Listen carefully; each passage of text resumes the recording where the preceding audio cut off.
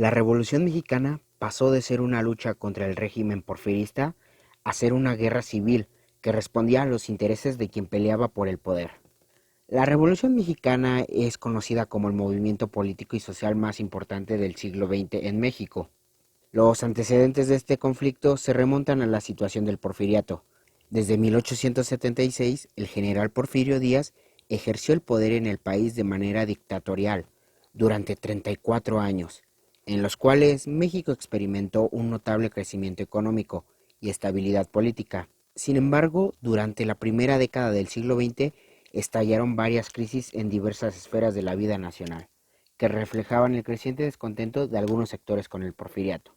Después de que Porfirio Díaz dejara el poder, los intereses de varios se impusieron antes de las verdaderas necesidades y objetivos de la revolución, convirtiéndose en una guerra de poder, dando pie a una serie de traiciones que dejaron marcada la historia del país. Emiliano Zapata declaró a Francisco I. Madero como el primer traidor de la Revolución Mexicana. Sin embargo, no fue el único que lo hizo durante los largos 10 años que duró la lucha. Álvaro Obregón traicionó a la revolución y su principal postulado, sufragio efectivo, no reelección, cuando se reeligió en 1928. También traicionó y asesinó a Venustiano Carranza, a Francisco Villa, a Adolfo de la Huerta y a los que estorbaban para ascender y mantenerse en el poder. No quería estorbos en el camino, por lo que mandó a matar a sus contrincantes, Serrano y Gómez. Victoriano Huerta asesinó a Francisco I. Madero, quien acababa de ser electo presidente.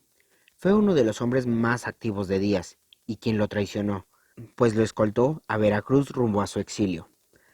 Luego intentó hacerse del poder presidencial, que perdió tras el levantamiento del ejército carrancista, vencido por los ejércitos de Emiliano Zapata, Pascual Orozco, Felipe Ángeles, Venustiano Carranza y Francisco Villa.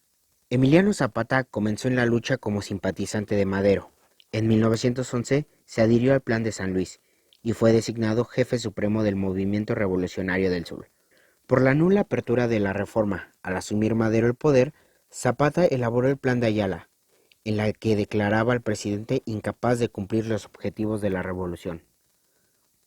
Álvaro Obregón decidió que Pancho Villa era un peligro para México. Fue asesinado en una emboscada cuando se dirigía a una fiesta familiar en Parral. Años más tarde, Zapata fue traicionado por Venustiano Carranza, quien ordenó al coronel Jesús Guajardo asesinarlo en la hacienda de Chinameca, en Morelos, en medio de una emboscada. Luego, Carranza tuvo que huir de la capital por la traición de Obregón. Intentó esconderse en las montañas, pero fue traicionado y murió asesinado por las tropas del general Rodolfo Herrero.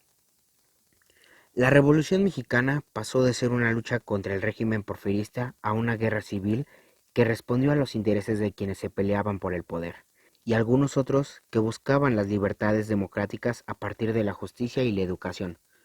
Con el tiempo, la revolución ha sido considerada como el acontecimiento político y social más importante del siglo XX en México, pero no pudo ser de otra forma sin que los nombres de campesinos, militares, generales y profesionistas retumbaran en las páginas de la historia como los responsables de delinear los capítulos de este movimiento armado.